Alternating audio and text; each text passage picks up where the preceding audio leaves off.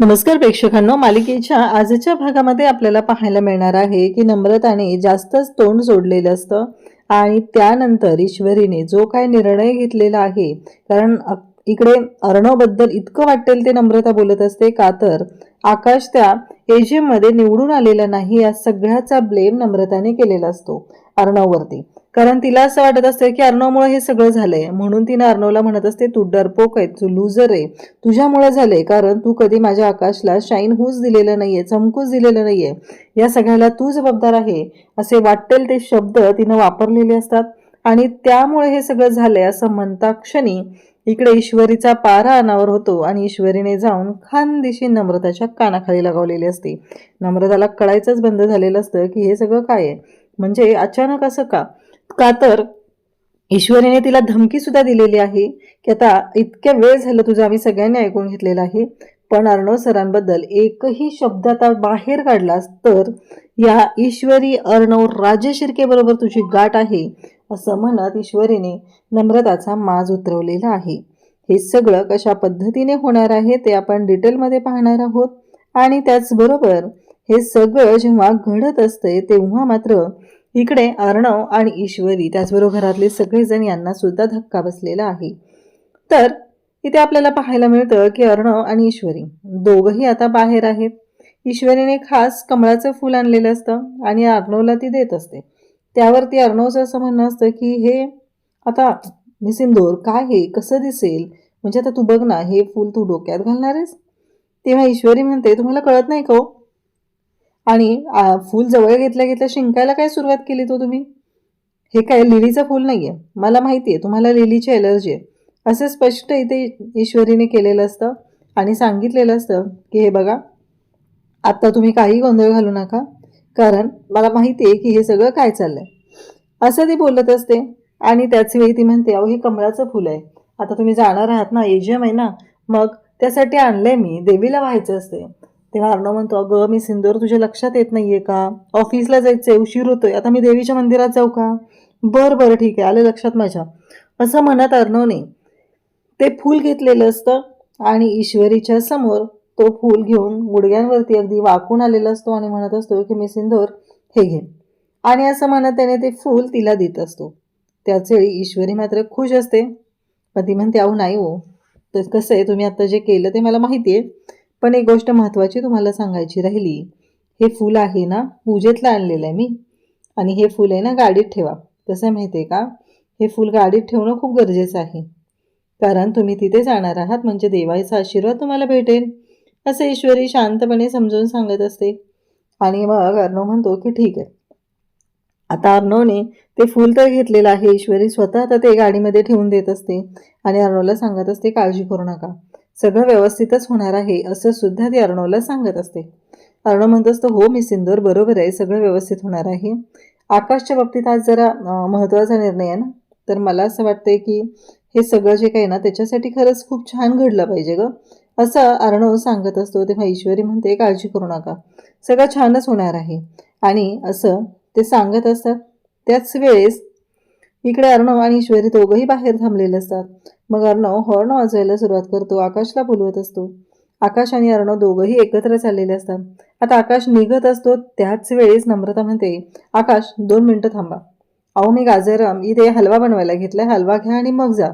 तेव्हा आकाश म्हणत असतो अगं खूप उशीर झालाय, बघ ना दादा हॉर्न वाजवतोय. तेव्हा ती म्हणते असू द्या, काही फरक नाही पडत आहे, म्हणजे या नम्रताला अक्कल नाहीये की अचानक ह्या सगळ्या गोष्टी आत्ता करायची गरजच नव्हती, किंवा आत्ता हा गोंधळ सगळा घालायची गरजच नव्हती, कारण काहीही झालं तरीही या सगळ्या गोष्टी करून तिला काय मिळालेलं आहे, कारण तिला असं वाटत होतं की हे सगळं केल्यानंतर यामध्ये तिचा फायदा होणार आहे. पण तिचा फायदा कसा होईल, कारण जे काय झालेलं आहे त्यामध्ये आकाशने प्रेझेंटेशन तर दिलेलं असतं, सगळं केलेलं असतं, परंतु ज्या पद्धतीने हे सगळं घडत असतं त्यावरून तर हे क्लिअर होत असतं की नाही, याच्यामध्ये काहीतरी असा गोंधळ होत आहे.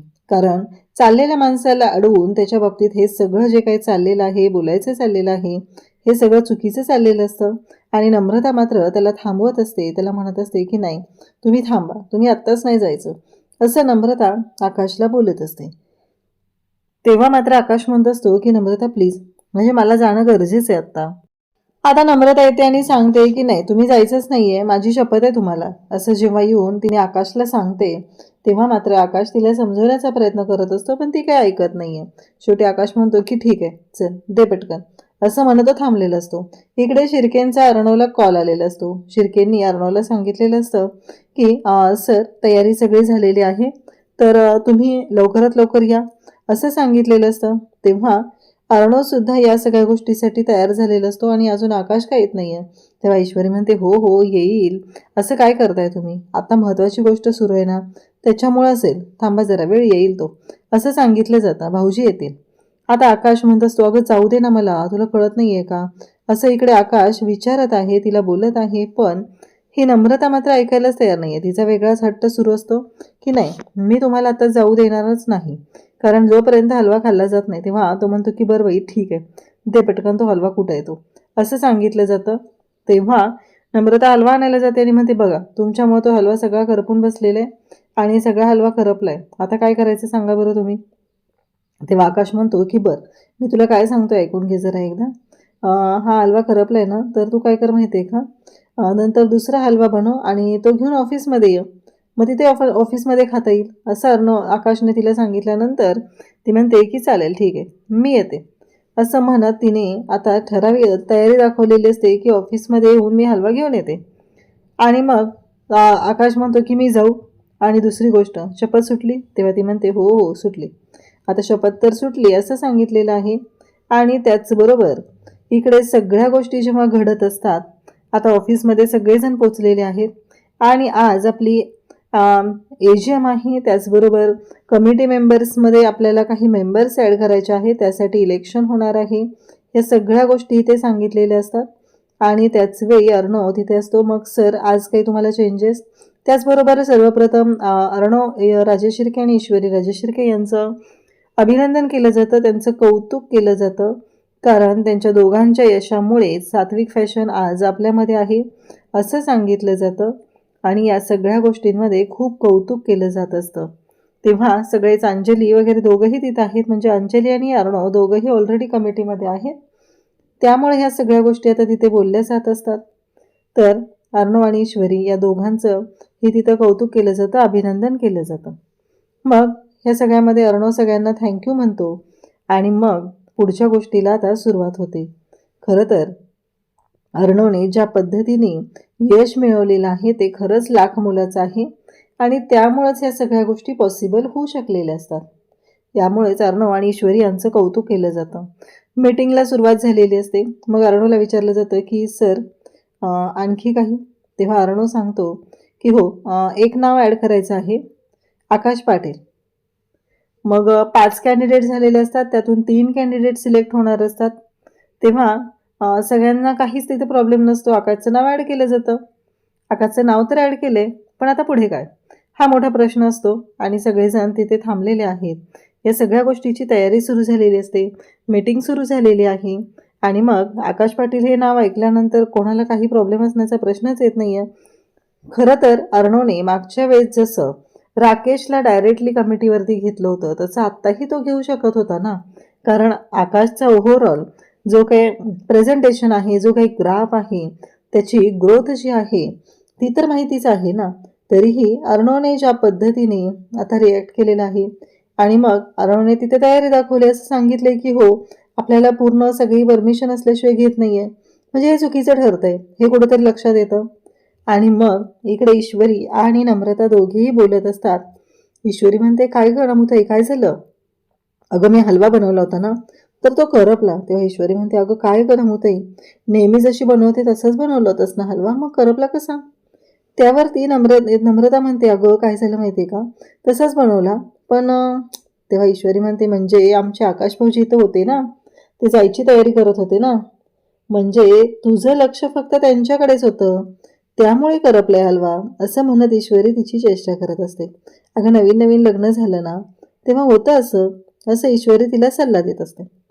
आता ईश्वरीने तिला हा सल्ला द्यायची गरज आहे का, एकतर ही नम्रता सारखी पेटून उठलेलीच असते आणि त्यामध्ये आता ईश्वरी हे सगळं तिला बोलत असते. खरं तर त्या नम्रताची अक्कल ना कमीच आहे जरा, तिला कळत नसतं की हे सगळं काय बोललं जातं आणि कसं बोललं जातं.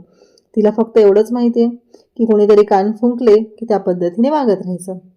आता अर्णव, शिर्के त्याचबरोबर सगळेजण तिथे असतात. मग अर्णव आकाशला बोलवून घेतो. आता थोड्याच वेळात प्रेझेंटेशन सुरुवात होणार असते. अर्णव सांगतो की आकाश, मला खात्री आहे आजपर्यंतची तुझा ग्राफ हे सगळं जे काय आहे ना ते खूप छान पद्धतीने झालेलं आहे, त्यामुळं काहीच प्रॉब्लेम येणार नाही ह्याची मला खात्री आहे. तेव्हा इकडे आकाश म्हणत असतो की हो दादा, आजपर्यंत मी तुला फॉलो केलेलं आहे आणि इथून पुढेही तेच करेल, माझा विश्वास आहे तुझ्यावरती. आणि इकडे अर्णवने सुद्धा सांगितलेलं असतं की हो, मलाही तुझ्यावरती विश्वास आहे की तू एक नंबर प्रेझेंटेशन देशील. आणि मग ऑल द बेस्ट दिलं जातं. दोघंही एकमेकांना मिठी मारतात आणि आता आकाश त्याच्या केबिनमध्ये जातो.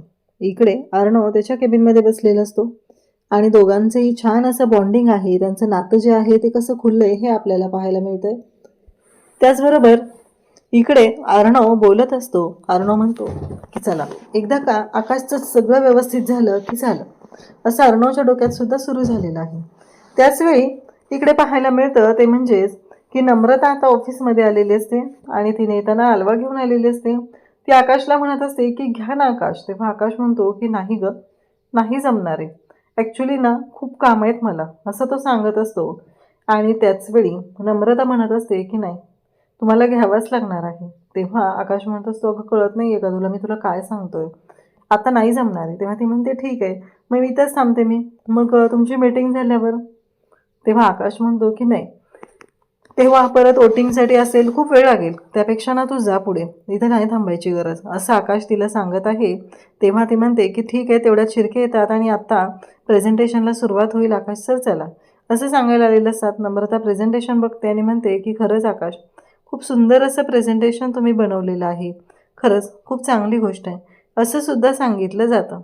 त्याचबरोबर इकडे आकाश म्हणतो की हो थँक्यू. आणि मग ती म्हणते की मला खात्री आहे, पण मी तुम्हाला काय सांगते, काळजी करू नका, सगळं व्यवस्थित होणार आहे, असा शब्द तिने आकाशला देत असते. आकाशसुद्धा म्हणत असतो की हो चालेल. दोघांमध्ये हे बोलणं चाललेलं असतं. आणि त्याचवेळी आता प्रेझेंटेशनसाठी आकाश कॉन्फरन्स रूममध्ये जातो. तिथे गेल्यानंतर आकाश आता कॉन्फरन्स रूममध्ये प्रेझेंटेशन द्यायला सुरुवात करतो. आकाशने खूप सुंदर असं प्रेझेंटेशन दिलेलं असतं आणि त्यानंतर आकाशला आता पुढचे प्रश्न विचारले जातात. मग तुमचं प्रेझेंटेशन तर खूप सुंदर होतं, पण आणखी काही आम्हाला क्वेरीज आहेत. तर त्या अशा आहेत की या सगळ्यामध्ये आकाश सर तुमची पुढची स्ट्रॅटेजी काय आहे, मार्केटिंग स्ट्रॅटेजी काय आहे, कारण आपण ह्या सगळ्या गोष्टी बोललेलो आहोत आणि प्रेझेंटेशनवरून हे क्लिअर झालं आहे, तर पुढे काय, कारण कंपनीची ग्रोथ, तुमची स्वतःची ग्रोथ, ह्या सगळ्या गोष्टी आम्ही पाहिलेल्या आहेत. हे सगळं बोललं जात असतं. आणि तेव्हा मात्र आकाश सांगतो की हो, इथे आपण इंटरनॅशनल स्ट्रॅटेजी वापरणार आहोत आणि त्याचबरोबर इंटरनॅशनल लेवलला मार्केटिंग करून ह्या सगळ्या ज्या आपल्या नवीन स्ट्रॅटेजी आहेत, नवीन जे कलेक्शन आहे त्याबद्दल विचार केला जाणार आहे, असं आकाशने सांगितलेलं असतं. सगळेजण तिथे असतात. आकाशचं प्रेझेंटेशन सुंदर झालेलं असतं. आकाशचं कौतुक केलं जात असतं. आकाशसुद्धा सगळ्यांना थँक्यू म्हणतो. त्यानंतर आता बाकीचे प्रेझेंटेशन सुरू होतात, कारण बाकीचे कॅन्डिडेट्ससुद्धा आहेत आणि त्यांचं प्रेझेंटेशनसुद्धा सुरू झालेलं असतं. त्याचवेळी इकडे अर्णव त्याचबरोबर अंजली सगळेजण तिथे आहेत. दोघंही एकमेकांना खुणाखुणवी करत असतात आणि सांगत असतात की हो, खूप छान पद्धतीनं प्रेझेंटेशन झालेलं आहे, सगळ्या गोष्टी खूप छान पद्धतीने झालेल्या आहेत हे सांगितलं जातं.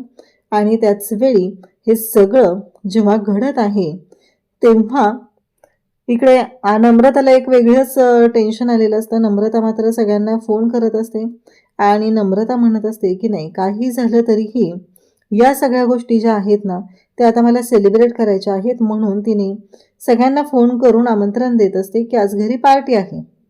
सगळ्यांना तिने एकच सांगितलेलं असतं की आज पार्टी आहे आणि तुम्ही या.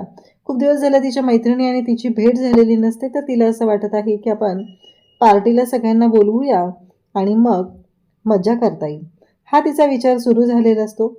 तेव्हा इकडे आता वोटिंगची सुरुवात झालेली असते. वोटिंग सुरू झालेलं आहे आणि मग सगळ्यांना सांगितलं जातं की तुम्हाला एक मेलला लिंक येईल, त्यानुसार तुम्हाला तिथे बॅलेट पेपर ओपन होतील आणि मग तुम्ही वोटिंग करायचं आहे, असं सुद्धा सांगितलं जातं. आणि त्यानंतर कळणार आहे की वोटिंगचं काय झालंय. इकडे आकाश बाहेर उभा आहे. एक टेन्शन आलंय की काय होईल, कसं होईल. कारण आकाश स्वतः एका चांगल्या पोझिशनवरती तिथं आहे.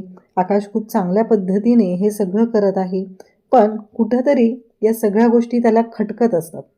आणि मग इकडे आपल्याला पाहायला मिळतं ते म्हणजे आता आकाशचं नाव तर कमिटी मेंबरमध्ये नाही आहे आणि आता त्याने इलेक्शन दिलेलं आहे, त्यामध्ये आता काय होणार. तेव्हा नम्रताला इकडे काळजी वाटत असते, म्हणून नम्रता आकाशला फोन करते आणि आकाशला विचारू लागते.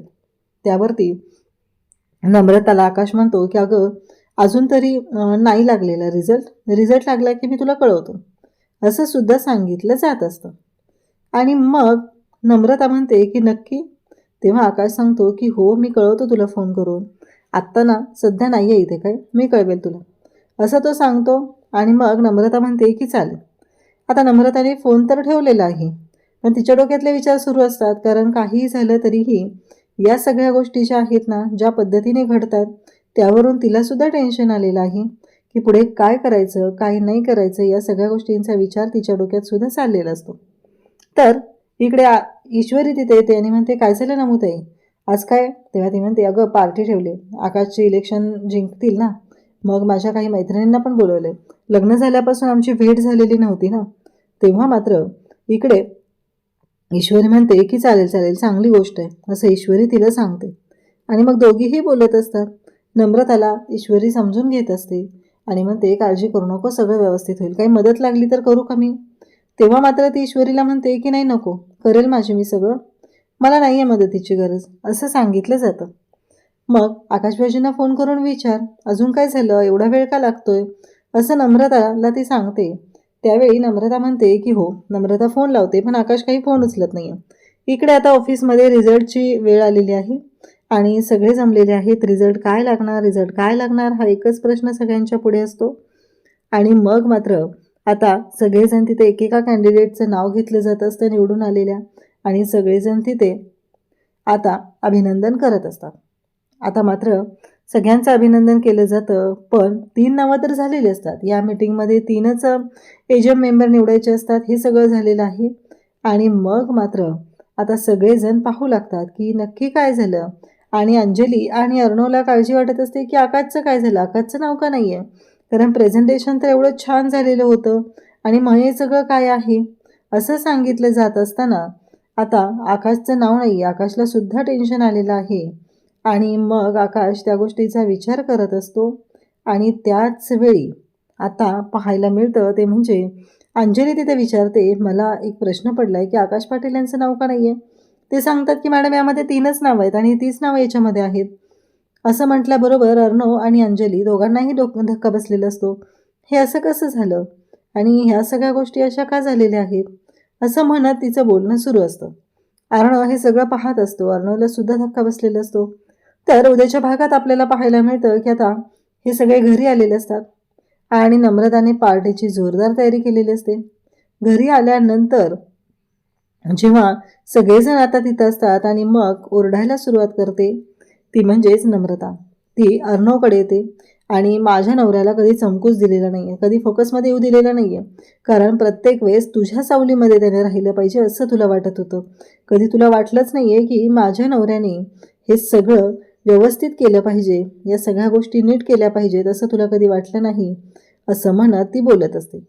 तेव्हा मात्र इकडे अंजली घरातले सगळेजण तिथं असतात. ती म्हणत असते तू लूजर आहेस, तू 1 नंबरचा डरपोक आहे, तुझ्यामुळे हे सगळं झाले, या सगळ्या गोष्टीला तू जबाबदार आहेस, असं म्हणत तिने अर्णववरती आरोप करत असते.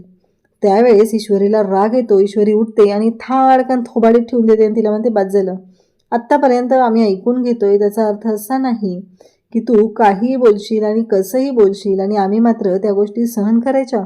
एक गोष्ट लक्षात ठेव, अर्णव सरांबद्दल पुन्हा एक शब्दही वावगा काढलेला मी खपवून घेणार नाही, असं म्हणत ईश्वरीने तिच्या कानाखाली दिलेली आहे आणि धमकीसुद्धा दिलेली आहे.